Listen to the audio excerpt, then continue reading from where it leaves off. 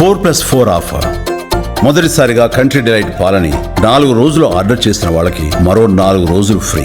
ఇంకెందుకు ఆలస్యం, యాప్ ని డౌన్లోడ్ చేసుకోండి. Download the country delight app now. ఏం చేసుకుంటావో చేసుకోపోవు, నువ్వు ఏం చేసినా భయపడేది లేదు. What the hell you want to do you do. ఇది ఇలా ఎవరైనా మనల్ని అంటే మనకి ఎంత కోపం వస్తుంది. కానీ ఇప్పుడు ఎవరంటున్నారో తెలుసా, ఇది ట్రంప్ను ఉద్దేశించి ఇరాన్ ప్రెసిడెంట్ చెప్తున్నాడు. ఎందుకు చెప్తున్నాడు? ట్రంప్ అధికారంలోకి వచ్చాక కొత్త పంట అందుకున్నాడు. ఇరాన్తో ఒప్పందానికి నేను సిద్ధం, పీస్ డీల్ అంటే ఇరాన్ న్యూక్లియర్ వెపన్స్ తయారు చేయకూడదు, అణ్వాయుధాలు. Iran should never make nuclear weapons. శాశ్వతంగా అణ్వాయుధాలు తయారు చేయడం ఆలోచన మానుకోవాలి, లేదంటే మిలిటరీ యాక్షన్. 2 ఆప్షన్స్ ఇస్తున్నాడు. సో లేదంటే నీకు మేము మిలిటరీ దాడి చేస్తాం, కాదనుకుంటే పీస్ డీల్ ఒప్పుకో. ఈ రెండిట్లో నీ ఇష్టం, నేను దేనికైనా రెడీ అని ట్రంప్ అన్నాడు. దాంతో ఇరాన్కు మండిపోయింది. ఇరాన్ ప్రెసిడెంట్ అన్న మాటలు ఏంటంటే, అది చెయ్యి, ఇది చెయ్యకు, అది చెయ్యకు, అక్కడికి పోకు, ఇక్కడికి రాకు, ఇది ఉత్పత్తి చేయకు, ఇలా రోజుకో కండిషన్ పెడితే do what the hell you want to do. నువ్వు ఏం చేసుకుంటావు చేసుకోపో అన్నాడు.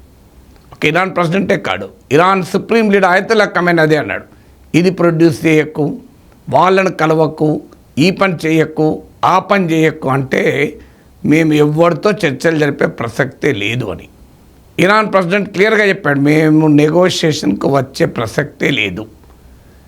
ఇరాన్ ప్రెసిడెంట్ అయినా ఇరాన్ సుప్రీం లీడర్ అయినా ఒకటే చెప్తున్నాడు, మేము ప్రపంచంతో దూరంగా ఉండాలని కోరుకోవడం లేదు, మేము ప్రపంచంతో కలిసి ఉండాలనే కోరుకుంటున్నాం. కానీ డిగ్నిటీ లేకుండా, గౌరవం లేకుండా అవమానిస్తుంటే మేము వెళ్ళి చర్చల్లో కూర్చోలేము, మా ఆత్మగౌరవాన్ని చంపుకొని కూర్చోలేము. మీకు Vladimir Zelensky Ukraine president Trump ఎలా అవమానించాడో చూశాం, అందుకు మేము సిద్ధంగా లేము. ఇది ఇరాన్ కరాఖండిగా చెప్పేసి నువ్వేం చేసుకుంటావో చేసుకోపో, do what the hell you want to do. ఇదే లాంగ్వేజ్ వాడాడు ఇరానియన్ భాషలో. దాని ట్రాన్స్లేషన్ ఏంటంటే go and do what the hell you want to do అని ట్రంప్కు ముఖం మీద చెప్పేశాడు. ట్రంప్ ఏమో ఒక లేఖ రాశాడట ఇరాన్ సుప్రీం లీడర్ ఆయతుల్లా ఖమేనీకి. ఆ లేఖను ఎమిరేట్స్ ప్రతినిధి డెలిగేషన్ ద్వారా ఇరాన్ సుప్రీం లీడర్కు అందజేస్తానికి పంపించాడు. ఆ లెటర్ ఖమేనీకి చేరలేదు. ఈ లోపల ఇరాన్ ప్రెసిడెంట్ మసూద్ పెజెష్కియాన్ ఏం చేస్తుందో చేసుకుని చాతనైన చేసుకోపో అంటున్నాడు. ఇప్పుడు ఏం చేస్తాడు ట్రంప్ మ్యాక్సిమం ప్రెషర్ టాక్టిక్స్ అంటాడు. మ్యాక్సిమం ప్రెషర్ వాడతాను, ఇరాన్ను లొంగ తీసుకుంటాను అంటున్నాడు. కానీ అర్థం కావాల్సిన ట్రంప్కు ఇరాన్ అంటే ఉక్రెయిన్ కాదు. ఇరాన్కు ఉక్రెయిన్కు చాలా తేడా ఉంది.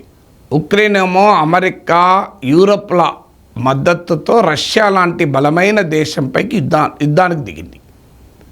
పరిష్కారం ఏంటి? ఇవాళ అమెరికా మద్దతు ఇవ్వకపోతే విలవిలలాడే పరిస్థితి ఉక్రెయిన్ది. ఇందుకు భిన్నంగా ఇరాన్ దాదాపు అణ్వాయుధ సామర్థ్యాన్ని కలిగి ఉన్న దేశము అని అంటున్నారు. నోబడి నోస్, ఏ థ్రెషోల్డ్ పవర్ అంటారు, న్యూక్లియర్ పవర్ అంటారు. But it is a very strong nation. Islamic ప్రపంచంలో ఇరాన్కు మద్దతు ఇచ్చే వాళ్ళు చాలామంది ఉన్నారు. మీకు ఉక్రెయిన్కు మద్దతు ఇచ్చే యూరోపియన్ దేశాలు సగం మద్దతు లేవు. లాస్ట్కి ఎవడు మిగులుతాడో తెలియదు. కానీ ఇరాన్కి అలా కాదు. Iran is a prominent leader in the Islamic world. అంతేకాదు, ఇరాన్కు అటు 2 వైపులా, ఎడం వైపు కుడివైపు 2 బలమైన దేశాలు మద్దతుగా ఉన్నాయి. ఒకటి చైనా, 2 రష్యా. ఈ 2 దేశాలు ఇరాన్కు గట్టి సపోర్ట్ ఇస్తున్నాయి. మీరు ఒకవైపు ట్రంప్ రష్యాకు, పుటిన్కు అనుకూలంగా మాట్లాడుతున్న సమయంలో అమెరికాకు, ట్రంప్కు నచ్చని పని రష్యా చేస్తుంది. ఏంటంటే బీజింగ్, చైనా రాజధానిలో చైనా ఇరాన్ న్యూక్లియర్ ఇష్యూ పైన చర్చించడానికి 3 దేశాల సమ్మిట్, శిఖరాగ్ర సభ పెట్టింది. అంటే రష్యా, చైనా, ఇరాన్ అధినాయకులు పాల్గొంటారు, అగ్రనేతలు పాల్గొంటారు.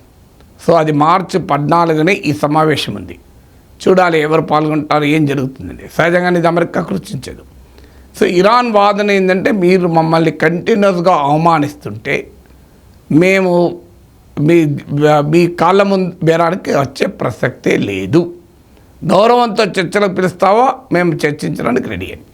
మరి ఇరాన్కి ఎందుకు ఇంత బలంగా అంటుంది అంటే అసలు ఇరాన్ ఒకప్పుడు అమెరికాతో ఒకప్పుడేంది 2015లో అమెరికా ప్రెసిడెంట్గా బరాక్ ఒబామా ఉన్న సమయంలో ఒప్పందం చేసుకుంది, Iranian nuclear deal. So America ఇరాన్లే కాదు, P5 నేషన్స్, పర్మనెంట్ 5 యునైటెడ్ నేషన్స్లో ఉన్న France, UK, Russia, America, China, ఈ P5 కంట్రీస్తో ఒప్పందం కుదిరింది. కానీ ఏకపక్షంగా ట్రంప్ అధికారంలోకి వచ్చాక 2018లో మేము ఒప్పందానికి కట్టుబడి ఉన్నామని ఇరాన్ చెప్తున్నా అసలు ఇరాన్తో ఒప్పందం ఏంటి అని చెప్పి చింపిపడేశాడు, ఆ ఒప్పందాన్ని రద్దు చేశాడు. అప్పుడేమో ఏకపక్షంగా రద్దు చేశాడు, ఇప్పుడేమో ఒప్పందం అంటున్నాడు. మరి ఇరాన్ ఎట్లా నమ్ముతుంది అంటే నీ ఇష్టం వచ్చినట్టు ఎప్పుడు ఒప్పందం అంటావో తెలియదు, ఎప్పుడు ఒప్పందం రద్దు చేస్తారో తెలియదు, ఏకపక్షంగా యూనిలేటర్గా రద్దు చేస్తాడు. రద్దు చేసి 2018లో మ్యాక్సిమం ప్రెషర్ అంటూ ఇరాన్ పైన శాంక్షన్స్ విధించాడు. బైడెన్ అధికారంలోకి వచ్చాక కూడా శాంక్షన్స్ కొనసాగాయి. బైడెన్ ఒబామా ప్రభుత్వంలో వైస్ ప్రెసిడెంట్, ఇరాన్ న్యూక్లియర్ డీల్లో ఆయన భాగస్వామి. కానీ అమెరికా వైఖరి ఇరాన్ పట్ల పెద్దగా మారలేదు. కారణం అమెరికాకు బలమైన మిత్రదేశం ఇజ్రాయెల్, ఇజ్రాయెల్కు ఇరాన్కు ఉప్పు నిప్పు. కానీ ఈ సమస్య ఏంటంటే ఇరాన్ అంటే గాజా హమస్ కాదు, ఇరాన్ అంటే హిజ్బుల్లా కాదు, ఇరాన్ అంటే బషర్ అల్ అసద్ కాదు, అది ఇరాన్. ఇది మర్చిపోతున్నాడు ట్రంప్. ఇప్పుడు ఏం చేస్తాడు ట్రంప్? ఏం చేస్తో చేసుకోపో అన్నాడు. ఎన్నికలకు ముందు చూడు, మీరు ఇజ్రాయిల్ ఇరాన్ పైన దాడి చేస్తారంటే బైడెన్ అన్నాడు మిలిటరీ టార్గెట్లను అటాక్ చేసే హక్కు ఇరాన్కు ఉంది, ఇజ్రాయిల్కి ఉంది, ఎందుకంటే ఇజ్రాయిల్పై కూడా ఇరాన్ అటాక్ చేసింది కనుక. కానీ న్యూక్లియర్ ఫెసిలిటీస్ను, ఆయిల్ ఇన్ఫ్రాస్ట్రక్చర్ను ముట్టుకోవద్దు అని బైడెన్ అన్నాడు. ట్రంప్ ఏమన్నాడు తెలుసా? Attack nuclear facilities fast, attack nuclear facilities fast అంటూ గట్టిగా అరిచాడు. మొదలు న్యూక్లియర్ ఫెసిలిటీస్ అటాక్ చేయండి అని.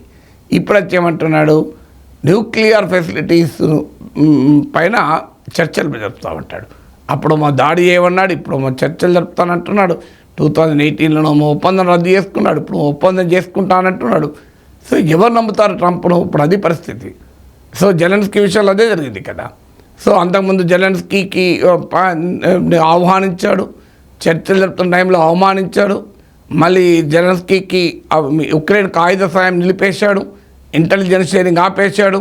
3-4 రోజులు రష్యా తోమినట్టు దాడి చేస్తూనే ఉంది, ఉక్రెయిన్ పైన అటాక్ చేస్తూనే ఉంది. ఈలోగా మళ్ళీ ఉక్రెయిన్తో చర్చ జరిపాడు. 30 రోజుల సీజ్ ఫైర్కు సపోర్ట్ అన్నాడు. మళ్ళీ ఉక్రెయిన్కు ఆయుధ సరఫరా మొదలుపెట్టాడు, ఇంటెలిజెన్స్ షేరింగ్ మొదలుపెట్టాడు. ఉక్రెయిన్ విషయంలో ఎన్నిసార్లు మారాడు, టారిఫ్ విషయంలో కెనడా మెక్సికోల పైన ఎన్నిసార్లు మారుతున్నాడు. అలాంటి అన్ప్రెడిక్టబుల్ పర్సన్ను ఇరాన్ నమ్ముతుందా? అందుకే ఇరాన్ ఏమంటుంది, go and do what the hell you want to do, పోయి ఏమన్నా చేసుకోపో, నీకు ఇష్టం వచ్చింది చేసుకో అని ఇవాళ ఇరాన్ మాట్లాడుతుంటే ట్రంప్ రెస్పాన్స్ ఏంటో మనం చూడాలి.